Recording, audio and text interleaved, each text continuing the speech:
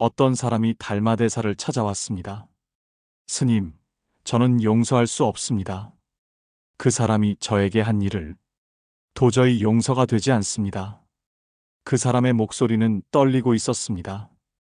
분노와 슬픔이 뒤섞인 목소리였습니다. 달마대사는 조용히 그 사람을 바라보았습니다. 그리고 천천히 입을 열었습니다. 용서하지 마십시오. 그 사람은 깜짝 놀랐습니다. 스님이 용서하라고 하지 않고 용서하지 말라고 했기 때문입니다. 오늘은 달마대사가 보여준 용서의 진짜 의미에 대해 함께 이야기해 보려 합니다. 우리는 용서를 잘못 이해하고 있는 것은 아닐까요? 용서는 상대방을 위한 것이라고 생각합니다. 상대방의 잘못을 덮어주는 것이라고 여깁니다. 그래서 용서가 어렵습니다. 용서하면 지는 것 같고 굴복하는 것 같습니다. 달마대사는 말합니다. 용서는 상대를 위한 것이 아닙니다. 당신 자신을 위한 것입니다. 상처받은 사람은 고통 속에 살아갑니다. 그 고통은 마치 뜨거운 숯을 손에 쥐고 있는 것과 같습니다. 상대방에게 던지려고 쥐고 있지만 정작 타는 것은 자신의 손입니다. 이것이 용서하지 못하는 사람의 모습입니다. 달마대사가 그 사람에게 물었습니다. 그 일이 일어난 지 얼마나 되었습니까? 3년이 되었습니다. 그렇다면 당신은 3년 동안 그 사람과 함께 살아온 것입니다. 그 사람은 고개를 저었습니다. 아닙니다. 저는 그 사람을 멀리했습니다. 달마대사는 미소를 지었습니다. 아닙니다. 당신은 매일 아침 그 사람과 함께 일어났습니다. 밥을 먹을 때도 일할 때도 잠들 때도 그 사람을 생각했습니다.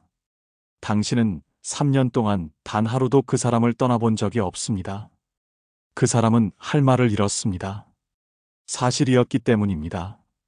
원한을 품고 산다는 것은 무거운 짐을 지고 가는 것과 같습니다. 처음에는 복수하겠다는 의지로 견딥니다. 그러나 시간이 지나면서 그 짐은 점점 더 무거워집니다. 어깨가 휘고 허리가 굽어집니다. 정작 그 짐을 내려놓으라고 하면 거부합니다. 이 짐을 내려놓으면 그 사람이 이기는 것입니다. 하지만 그 짐을 진 사람만 힘들 뿐입니다. 상대방은 가볍게 앞으로 나아가고 있습니다. 혹시 여러분도 이런 짐을 지고 계신 것은 아닐까요? 달마대사는 그 사람을 강가로 데려갔습니다. 저 강물을 보십시오. 누군가 강물에 독을 풀었다면 강물은 어떻게 할까요? 흘려보낼 것입니다. 맞습니다. 강물은 독을 붙잡고 있지 않습니다. 독을 기억하지도 않습니다. 그저 흘러갑니다. 그것이 강물의 본성이기 때문입니다. 사람도 그래야 합니다.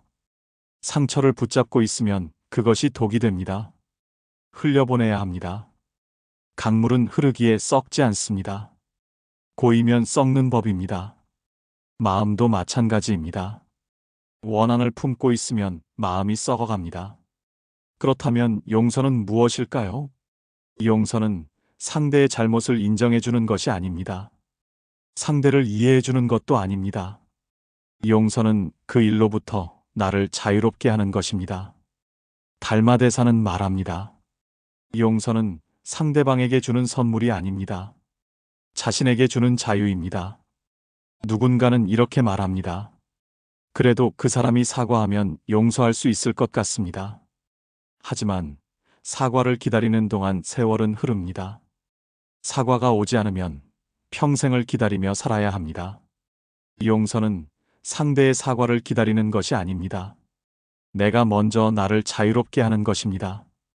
그렇다면 어떻게 용서할 수 있을까요? 달마대사는 구체적인 방법을 알려주었습니다. 첫째, 감정을 인정하는 것입니다. 나는 지금 화가 났다. 슬프다. 억울하다. 감정을 억누르지 말아야 합니다.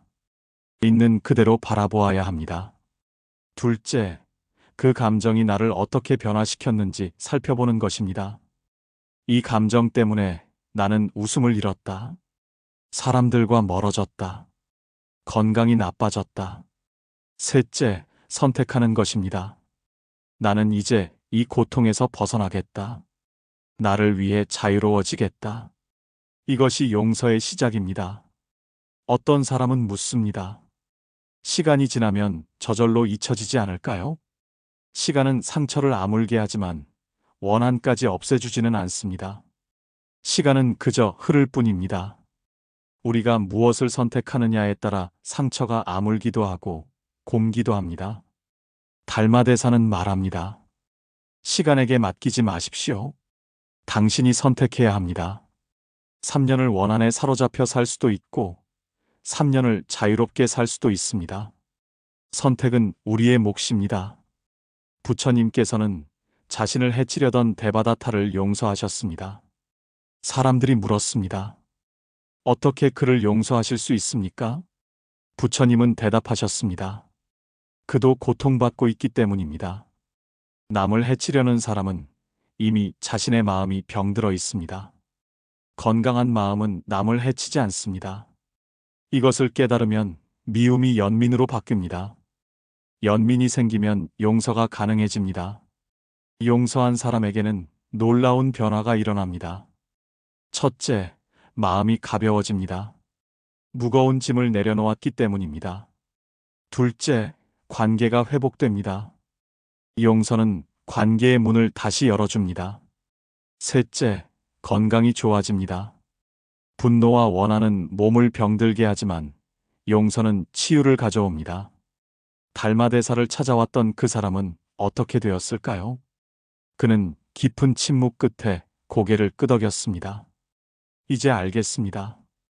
용서는 상대를 위한 것이 아니라 저를 위한 것이었습니다.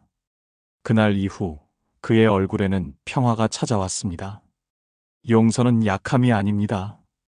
용서는 가장 강한 사람만이 할 수 있는 용기입니다. 상처를 붙잡고 있는 것은 쉽습니다. 그저 그대로 두면 됩니다. 하지만 상처를 놓아주는 것은 어렵습니다. 용기가 필요합니다. 달마대사는 말합니다. 용서하지 못하겠다면 용서하지 마십시오. 하지만 그 고통도 함께 안고 가야 한다는 것을 기억하십시오. 우리에게는 선택권이 있습니다. 고통을 안고 갈 것인가, 자유로워질 것인가. 오늘 하루 작은 용서부터 시작해보는 것은 어떨까요? 작은 불편함, 작은 섭섭함을 놓아주는 것부터 시작하는 것입니다. 그것이 쌓이면 큰 용서도 가능해집니다. 용서는 상대방에게 주는 선물이 아닙니다. 나 자신에게 주는 자유입니다. 오늘도 평화로운 하루 되시길 바랍니다.